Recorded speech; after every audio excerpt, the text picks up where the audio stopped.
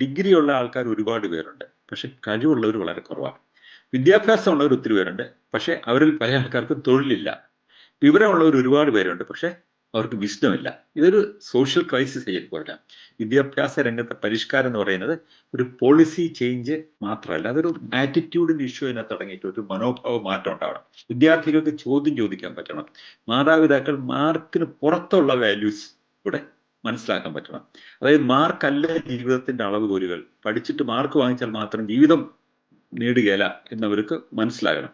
അതായത് പഠിക്കുക എന്ന് പറഞ്ഞാൽ ഓർമ്മിക്കലല്ല, അത് മനസ്സിലാക്കുക, ചോദിക്കുക, റീക്രിയേറ്റ് ചെയ്യുക, ക്രിയേറ്റ് ചെയ്യുക എന്നൊക്കെ പറയുന്നതിലേക്ക് മാറണം.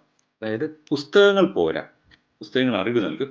സോഷ്യൽ മീഡിയയോ അല്ലെങ്കിൽ നമുക്ക് ഇന്നിപ്പോൾ AI അല്ലെങ്കിൽ ഗ്രോക്കോ ജെമിനയോ ഒന്നും പോരാ. നമുക്ക് വേണ്ടത് ഈ ചിന്തിക്കാൻ സാധിക്കുന്ന മനുഷ്യരെ ഉണ്ടാക്കേണ്ടത്. ഇതെല്ലാം സഹായകം മാത്രമാണ്. വിദ്യാഭ്യാസം പരീക്ഷണ വിജയത്തിന് വേണ്ടി മാത്രമല്ല, ചില കാര്യങ്ങൾ എവിടെയെങ്കിലും നോക്കി സർക്കാർ ഒന്ന് പറയാൻ വേണ്ടി മാത്രമല്ല, മനസ്സിലാക്കാൻ വേണ്ടിയാണ് എന്ന നിലയിൽ നമ്മുടെ എഡ്യൂക്കേഷൻ സിസ്റ്റത്തെ അഴിച്ചു പണിയാൻ പറ്റിയാൽ അതൊരു വലിയ അഡ്വാൻസ്മെന്റ് ആയിരിക്കും.